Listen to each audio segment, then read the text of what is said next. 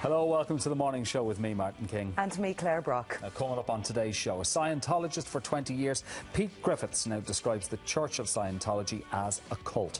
Having lost over £20,000 to the group, his biggest regret is that he encouraged others to join. I'm spending most of my time now trying to redress the wrongs that I consider I did back in the day, which will be getting people into Scientology. I'd consider that a great wrong that needs redressing, definitely. We'll be speaking to former Scientologist Pete Griffiths shortly. Also, he vanished without trace in 1933, and the subsequent inquest was the first in the state to be held without a body. We'll be looking at the mystery surrounding the disappearance of American professor Arthur Kingsley Porter. I've been on a couple of horses in my time, but never, ever on an animal like this. This is a king meeting kicking king. This horse has won over €1 million in prize money.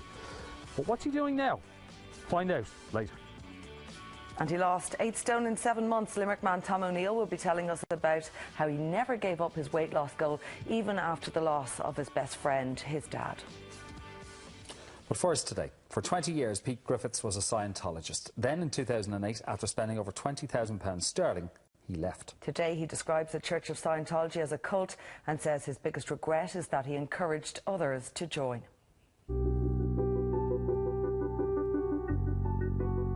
I got people into Scientology. I mean, that was my job. My job was to get people into Scientology, to make them interested in Scientology, to find out what it was in their life that they felt was holding them back.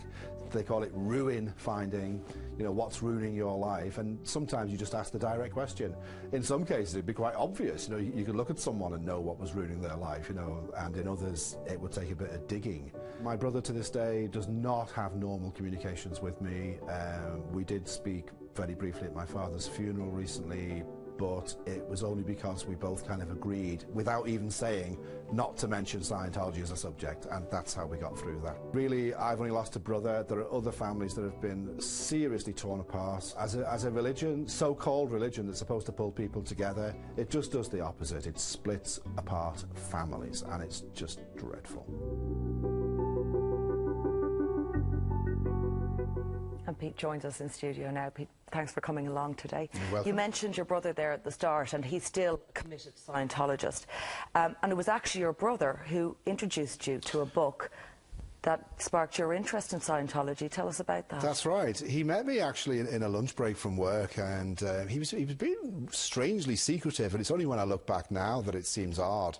But he eventually, after talking for about maybe half an hour about this book, he kind of showed it to me, and I just said, yeah, I'll read that. You know, I was, you know, pretty blasé about the thing, and I took the book home and I read it, you know, so. Did it interest you?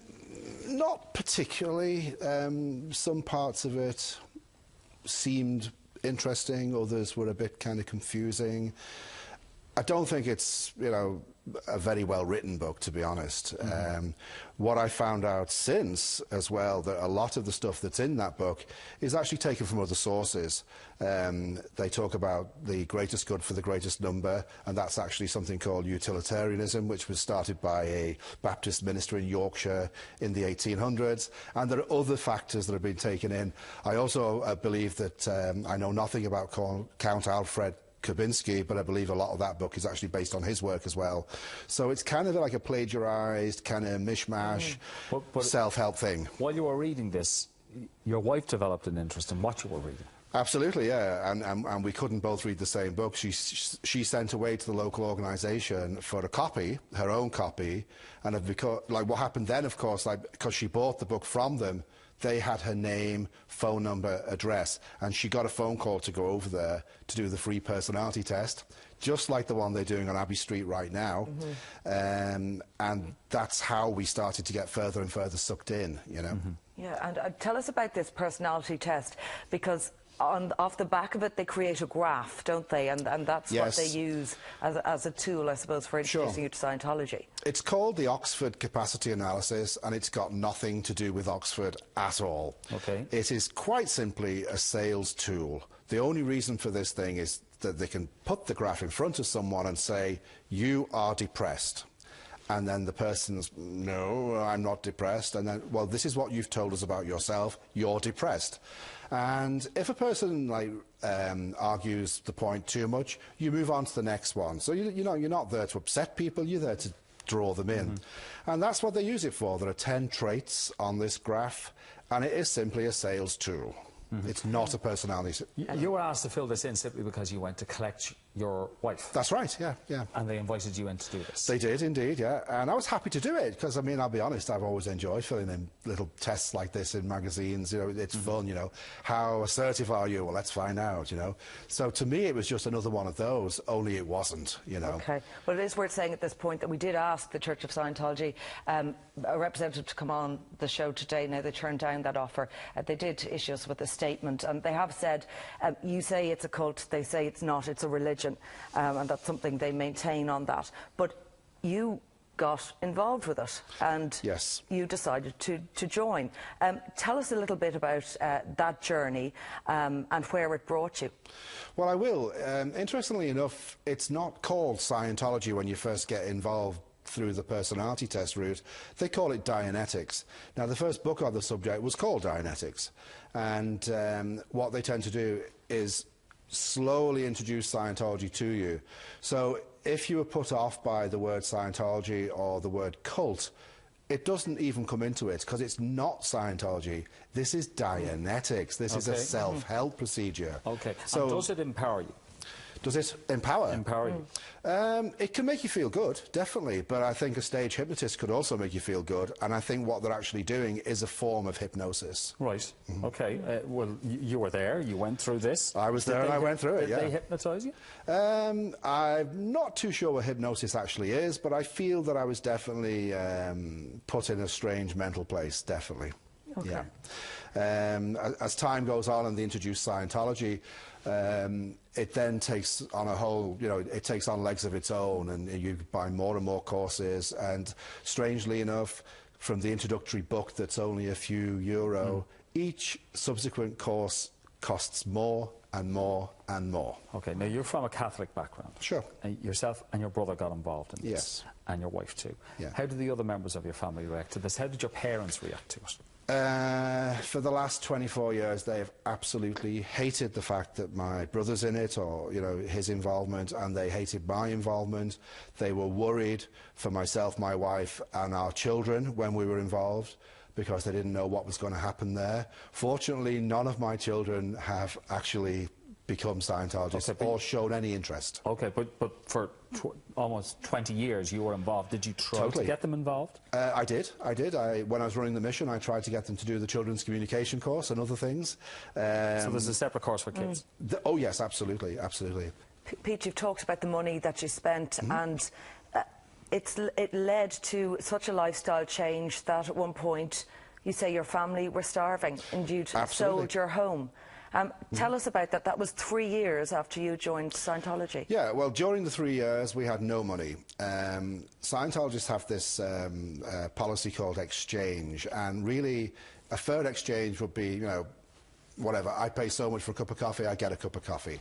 Then they talk about exchange in abundance, where I want a cup of coffee and I get a cup of coffee in a nicer mug. And then they have like out exchange, which is also known as rip-off. Now, they consider that anybody who's taking part in the welfare system is ripping off the government or the people. The strange thing is that a lot of people in Scientology organisations are on welfare because you will not get by on your Scientology wages. Tell us about your own financial situation, because it actually led you to leave the church. Totally, absolutely. I had to claim welfare to live. That's what we did. We sold the house and we used those proceeds to get by. But in the 3 years that I was there, contrary to getting the £200 sterling a week that I've been promised, I got nothing, hardly. I think some weeks we get nothing, and that would go on for weeks and weeks. £8. The most we ever got, I think, was 30, and in that week they'd found some sucker to pay in a big amount of money, and that's why we all got that. The money trickles down to the staff members, and you could be working over 100 hours a week. You weren't able to feed yourself, your wife, your child? No, not at all. We were actually starving. We had one child. We were actually paying a babysitter out of our welfare money so that we could go into the organisation and work for nothing. Something had to change. Was it at that point that you set up your own mission?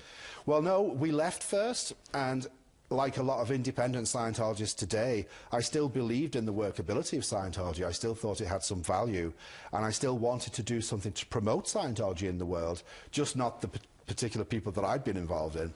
So I contacted the Mission Network, and they allowed me to open up my own mission, which I ran for the next 4 years, quite successfully at the very beginning. And then because of the pressures of production, because you're not allowed to have a down statistic in Scientology, they measure everything. And book sales would be a good example. If you sold 2 books one week, the next week you've got to sell 3, the next week 4, and it's a continual uptrending thing. You can't go down. And I did go down for 6 weeks, and that's when they threw me out. So they threw you out, and you made that decision then to move with your family to Mayo. And for many years then, while you weren't an active Scientologist, if you like, you were still within the church setup. All that changed for you, though, in 2008. What was the moment that you'd said, no, this is strange, or I don't want to be involved with this anymore? There was a moment, but it took a while for that moment to actually materialise. At first, I became aware there was a protest going to take place in Abbey Street, and these were the people that you may have seen wearing the masks and that. And I thought, what's going on? And I got to speak to one, and they told me that they were protesting Scientology because of all these abuses, and they rattled off all these abuses. And I'm thinking, that's not true. Because this is what I've been told, that people who criticise Scientology tell lies. And I was just told in no uncertain terms, oh, just look online. And that's what I started to do. And it took about 3 months of nightly looking online. It became quite a habit for me. Now, what can we find out about now? And I looked at every single aspect of Scientology and Dianetics and L. Ron Hubbard.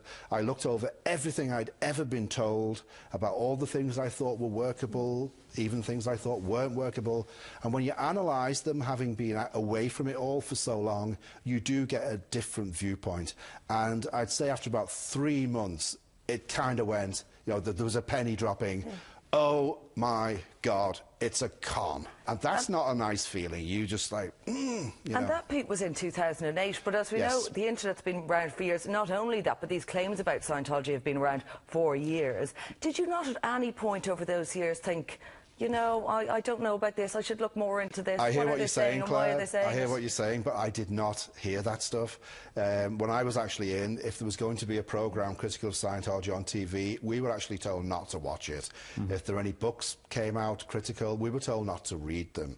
And we went along and didn't watch the TV, and we didn't read the stuff. I remember quite well the Time magazine article where they called them the thriving cult of greed and power, and there were court cases on that over the years. That's still an epic moment, you know. Well, you're now with the protesters. Yes, I am, yeah. They claim, well, the Church of Scientology claim that you are intimidating their members as they try to go to church. I can't agree with that. Just to give you one example, I was walking past one day and I noticed there were 6 Scientologists trying to get people in for the free personality test or the stress test. I'm not sure which one it was. 4 of them were male and 2 were female. And I stood opposite, just watching them. And I saw one pick up, you know, phone, and the next minute a female guard came along, and they spent 20 minutes talking to the female guard. And when she came across to me, she said, you know, you're quite within your rights to protest. I said, thank you. And then she told me that they'd been saying that they felt intimidated by my presence opposite as they were trying to do this thing. I don't see how one person can intimidate 4 men and 2 women. I'd actually gone up and spoken to them before that, and they were just laughing and joking with me. So the whole thing for the guard was basically just an act. You know? You have a conference coming up later this week. We do indeed. We have a conference on June the 30th in the Teachers Club, Parnell Square West. And it's been attended by the great-grandson of indeed. The Church of Scientology leader, L. Ron Hubbard. That's right. His name's Jamie DeWolf. His parents changed the name because they were getting so much hassle from the Church of Scientology. And he goes under the name of DeWolf. And, yeah, he's L. Ron Hubbard's great-grandson. OK, well, thanks for coming in and giving us an insight You're welcome. Into that world. And the lecture is taking place at the end of this month. Yeah, thanks for joining us today.